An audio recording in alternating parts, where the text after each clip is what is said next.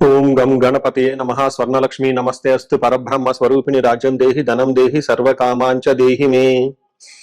గణపతి మనందరికీ మంచి బుద్ధిని సిద్ధిని సక్సెస్ ఇవ్వాలని చెప్పేసి కోరుకుంటూ, స్వర్ణలక్ష్మి అమ్మవారు మన అందరికీ చక్కగా బ్రహ్మ జ్ఞానాన్ని కలిగించాలని, తద్వారా మనం ప్రతిదాన్ని శోభాయమానంగా చూస్తూ ఎప్పుడు మనకి దుఃఖం అనేది లేకుండా ఉండాలని చెప్పేసి, ఎప్పుడు ఆనందభరితంగా ఉండాలని చెప్పేసి అమ్మవారిని కోరుకుంటూ, అమ్మవారిని అలానే మనందరికీ చక్కగా సమృద్ధిగా ధనాన్ని ఇవ్వాలని చెప్పేసి, భాగ్యాన్ని ఇవ్వాలని చెప్పేసి కోరుకుంటూ, అంతేకాకుండా మనందరికీ రాజ్యం ఖచ్చితంగా ఒక అథారిటీ, పవర్, స్టేటస్, ఒక దర్పం అవన్నీ మనకు అమ్మవారు ఇవ్వాలని చెప్పేసి కోరుకుంటూ, వీటితో పాటుగా సర్వకామార్థ సిద్ధి, మన మనసులో అనుకున్న ముఖ్యమైన కోరికలన్నీ చక్కగా నెరవేరాలని చెప్పేసి అమ్మవారిని మనం కోరుకుందాం.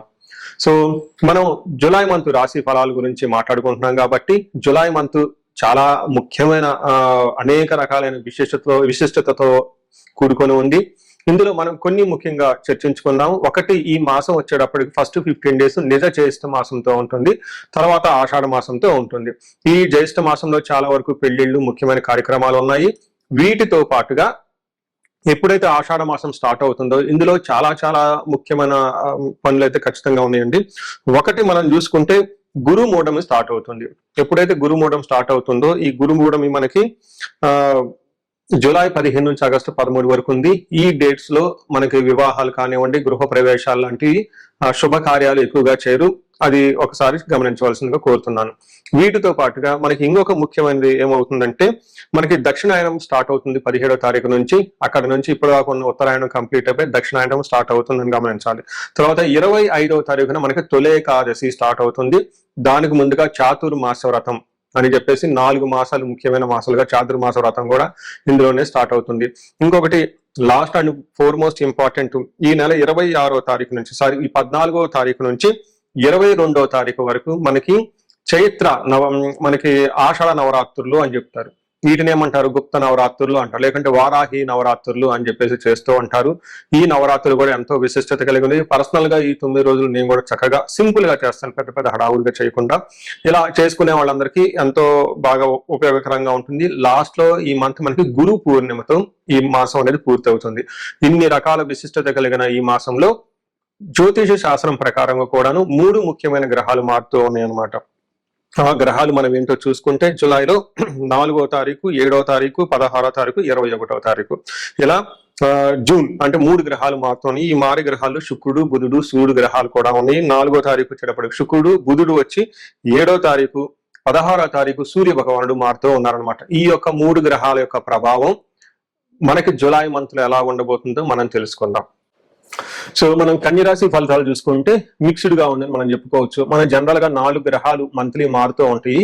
అవి సూర్యుడు, కుజుడు, బుధుడు, శుక్రుడు. ఈ 4 గ్రహాలు దాదాపు నెలకు ఒకసారి మారుతూ ఉంటుంది. కుజుడు మాత్రం 45 days కి మారుతూ ఉంటాడు.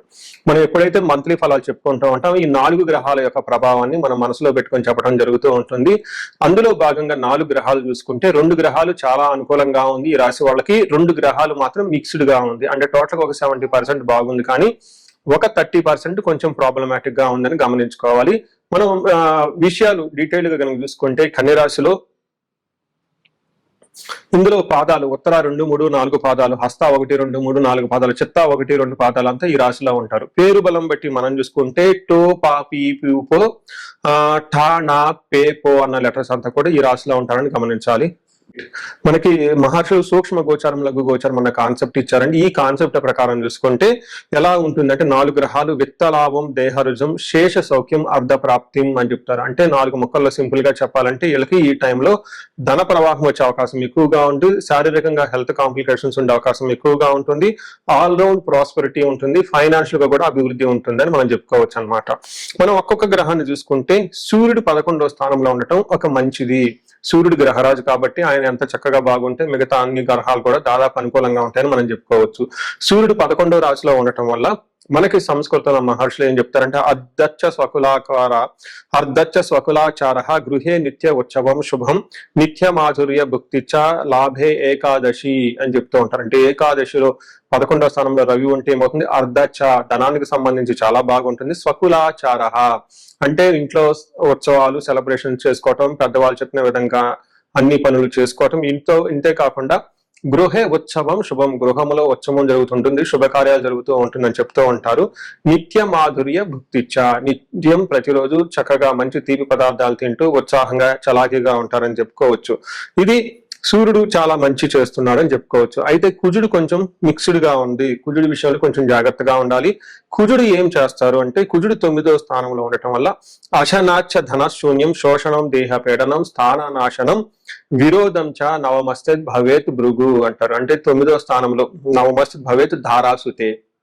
ఇప్పుడైతే 9వ స్థానంలో కుజుడు ఉంటే ఏమవుతుందంట, అశనాచ అంటే అన్న వస్త్రాలకు కొంచెం ఇబ్బందులు పడే అవకాశం ఎక్కువగా ఉంటుంది. దేహ శోషణం, శారీరకంగా ఫిజికల్ గా కొంచెం టైర్డ్నెస్ అయ్యే అవకాశం ఎక్కువగా ఉంటుంది. స్థాన నాశనం విరోధం, గొడవలు పడే అవకాశం ఎక్కువగా ఉంటుంది. అంతేకాకుండా మీకున్న పదవిలో కానివ్వండి, పొజిషన్ లో కానీ అవమానాలు జరిగే అవకాశం ఎక్కువగా ఉంటుంది.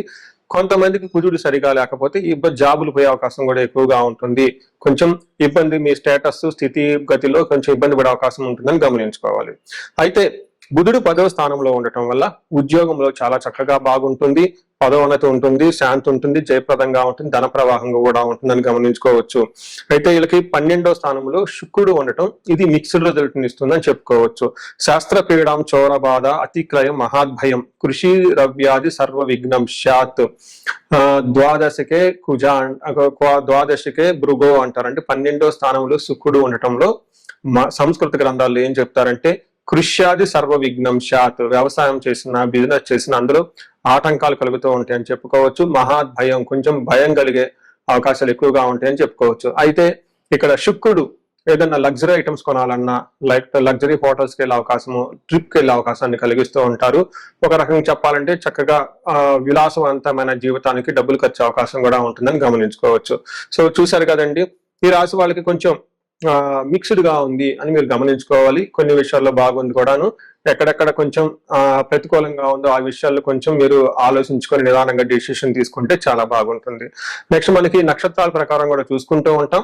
నక్షత్రాల ప్రకారం చూసుకుంటే ఉత్తర ఫాల్గుని, హస్త, చిత్త నక్షత్రాలు ఉంటాయి. ఉత్తర ఫాల్గుని నక్షత్రం వాళ్ళకి లాభప్రదంగా ఉంటుంది, పరవాసము ఫారిన్ లో ఉండే అవకాశం ఎక్కువగా ఉంటుంది. వీళ్ళకి అతి భయము నాశనము, అనుకున్న పనులు ఏదో కాకుండా ఇబ్బంది పడిపోయే అవకాశం ఉంటుంది.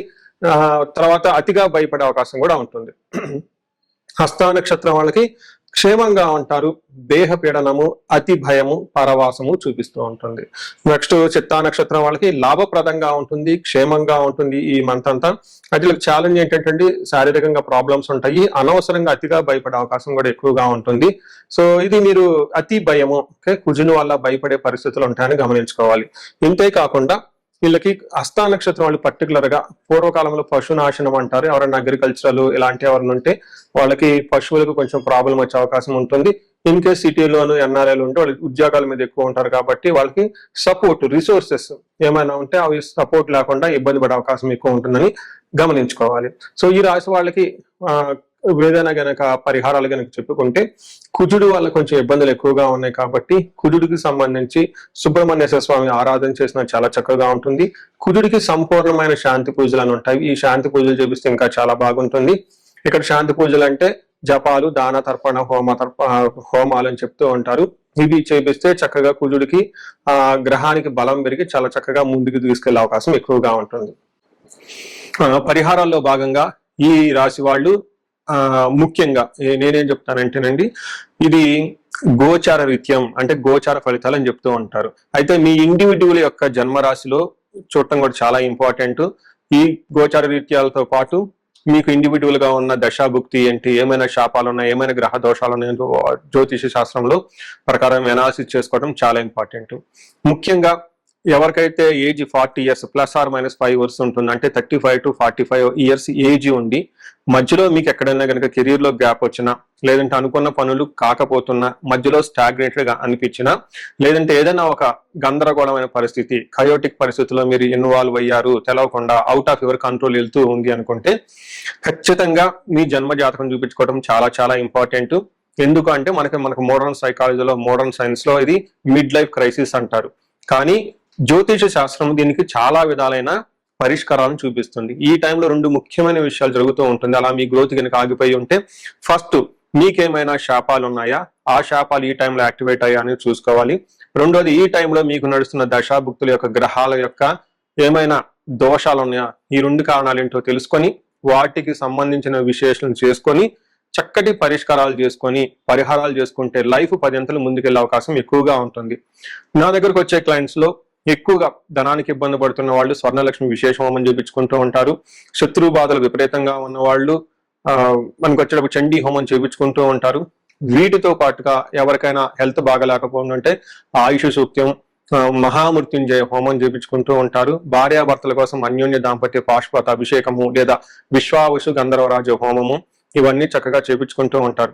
ఎలాంటి పరిస్థితులు మీకున్నా, ఎలాంటి సమస్యలు మీకున్నా, లేదంటే ఎలాంటి క్లారిఫికేషన్ మీకు కావాలనుకున్నా కానీ, ఫ్యూచర్ గురించి ప్లాన్స్ లో కన్ఫ్యూజన్ ఉన్నా కానీ ఒక్కసారి మీ జన్మ జాతకం చూపించుకొని ఆ జాతకంలో ఏ ప్రకారంగా ఉందని తెలుసుకొని చక్కటి పరిష్కారాలు చేసుకుంటే లైఫ్ అనేది 10 రెట్లు ముందుకెళ్లే అవకాశం ఉంటుంది. మీ అందరికి అష్టైశ్వర్యాలు కలగాలని, భోగభాగ్యాలు కలగాలని చెప్పేసి నేను కోరుకుంటున్నాను.